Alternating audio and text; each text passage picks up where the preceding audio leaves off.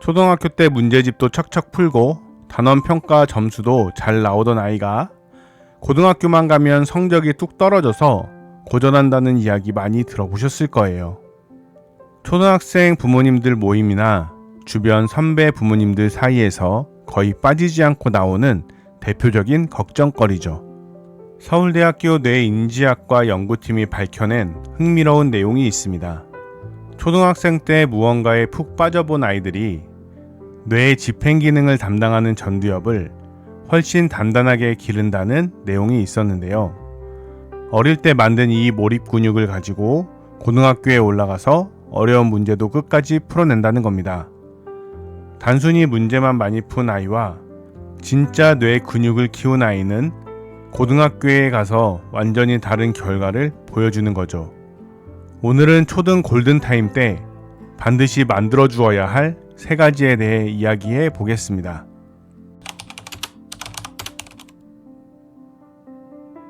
초등 때 문제집을 많이 풀면 당연히 좋은 거 아닌가 싶으실 거예요. 물론 그 노력이 나쁜 건 절대 아닙니다. 하지만 단순히 암기하고 문제집만 수동적으로 많이 풀던 아이들이 고등학교에서 공통적으로 겪는 어려움이 있어요.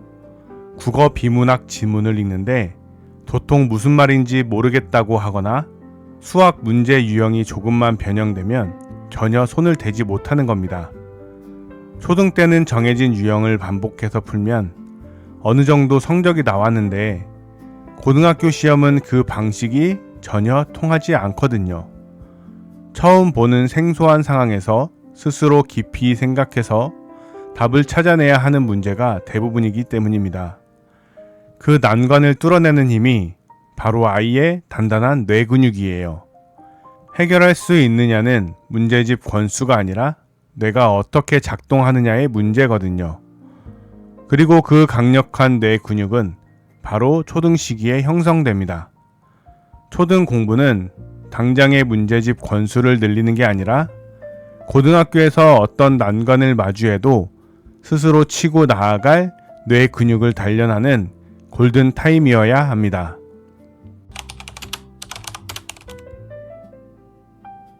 초등 부모님들의 일상을 들여다보면 참 익숙한 장면 몇 가지가 떠올라요. 아이가 레고나 마술, 공룡 도감 같은 것에 완전히 푹 빠져서 몇 시간이고 방에서 나오지도 않고 그것만 들여다보고 있습니다.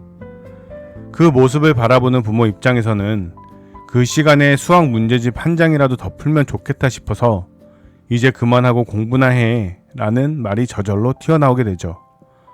또 다른 집에서는 아이가 영어 문법을 어려워하고 자꾸 뒤로 미루는 모습을 봅니다. 영어 문법은 중학교 가고 나서 시작해도 되겠지 싶어서 초등 때는 그저 단어 암기 위주로만 시키는 경우가 많아요. 어떤 집에서는 책 읽기를 마친 아이에게 어땠어? 라고 물어보기도 합니다. 아이는 그냥 재밌었어 라고 아주 짧게 한마디 답하고 상황을 끝내버려요. 무엇을 배웠는지, 가장 핵심이 되는 내용이 무엇이었는지를 스스로 정리해서 말하는 연습이 전혀 안 돼 있는 겁니다. 이 3가지 연출된 장면이 사실은 고등학교에 올라가 성적의 차이를 가장 크게 만들어내는 결정적 요소예요. 지금 우리 아이가 하고 있는 일상 속 행동들 중에서 진짜 뇌 근육이 되는 행동과 그렇지 않은 행동을 명확하게 구분해 내야 합니다. 그것을 알아챌 수 있게 되면 초등 시기라는 소중한 시간을 완전히 다르게 활용할 수 있습니다. 초등 시기는 당장 눈앞에 시험 점수 몇 점을 올리는 때가 아닙니다. 고등학교에 가서 지치지 않고 끝까지 달릴 수 있는 강력한 엔진을 달아주는 시기입니다. 아이의 뇌는 초등 고학년을 지나며 폭발적으로 성장하고 이때 형성된 생각의 깊이와 습관이 고등학교 시절의 학습 성과를 그대로 결정짓게 되거든요. 부모가 방향만 조금 다르게 잡아주어도 아이는 스스로 깊이 몰입하고 과제를 해결해내는 전혀 다른 아이로 자라날 수 있습니다. 고등학교에 진학해서 상위권으로 당당하게 치고 나가는 아이로 만드는 일상 속 3가지 구체적인 실천 방법입니다. 레고든 마술이든 공룡이든 자신이 좋아하는 무언가에 미쳐서 주변 소음이 전혀 안 들릴 정도로 깊이 빠져본 경험이 있는 아이는 뇌에 강력한 집중 회로가 형성됩니다. 이 정교한 회로가 고등학교에 가서 공부로 그대로 옮겨 붙는 거예요. 지금 아이가 빠져있는 분야가 당장 학교 성적과 관련이 없어 보여도 억지로 끊어내지 마세요. 끝까지 몰입해 볼 수 있는 충분한 시간과 환경을 만들어주는 겁니다. 그 깊은 몰입의 경험이 뇌에 새겨지면 나중에 어려운 공부도 똑같은 방식으로 파고드는 아이가 됩니다. 고등학교에 가서 아이들의 공부 시간을 가장 많이 빼앗는 주범이 바로 영어 문법입니다. 초등 고학년부터 중학교 시기는 아이의 논리적 사고가 급격히 발달하면서 문법의 규칙 체계를 이해하기 가장 좋은 때거든요.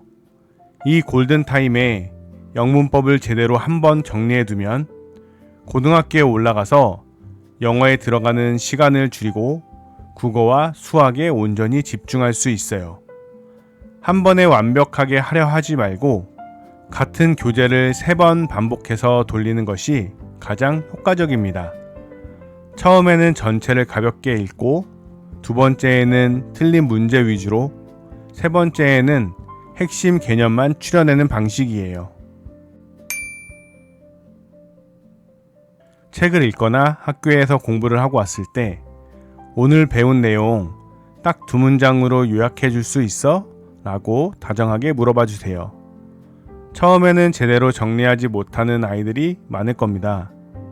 하지만 이 과정이 매일 반복되면 아이는 새로운 정보를 받아들이면서 동시에 이것을 어떻게 핵심만 요약할지 생각하기 시작해요.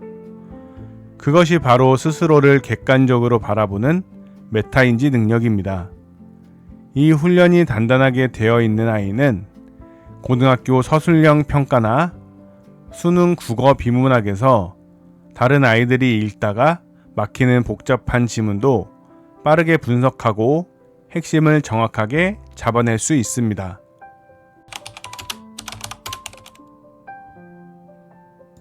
오늘 말씀드린 3가지 모두 결코 거창하거나 힘든 게 아니에요. 아이가 깊이 빠진 몰입을 억지로 끊지 않는 것, 영문법을 초등 때 한번 제대로 정리해 두는 것, 배운 내용을 딱 2문장으로 요약해 말하게 하는 것, 이것이 전부입니다. 지금 초등학생인 아이에게 이 3가지 습관이 차곡차곡 쌓이면 고등학교에 올라갔을 때 완전히 달라진 아이를 만나게 될 거예요. 단순한 문제집 건수가 아니라 뇌 근육의 깊이에서 나오는 차이거든요. 그리고 그 결정적인 차이는 바로 지금 이 시기에 만들어집니다. 초등 골든타임은 한번 지나고 나면 다시는 돌아오지 않습니다. 지금 이 시기에 아이의 단단한 뇌 근육을 단련해 두는 것, 그것이야말로 고등학교에 가서 주도적으로 치고 나아가는 아이를 만드는 최고의 방법입니다. 오늘 이야기가 아이를 키우는 여정에 조금이나마 도움이 되셨기를 바랍니다. 내용이 유익하셨다면 구독과 좋아요로 아이의 소중한 잠재력을 깨우는 여정에 함께 해주세요. 3가지 방법 중에서 지금 우리 아이에게 바로 적용해 보고 싶은 것이 있으신가요? 소중한 의견을 댓글로 나누어 주세요. 같은 길을 걸어가며 치열하게 고민하고 계신 수많은 부모님들에게 너무나도 큰 위로와 힘이 됩니다.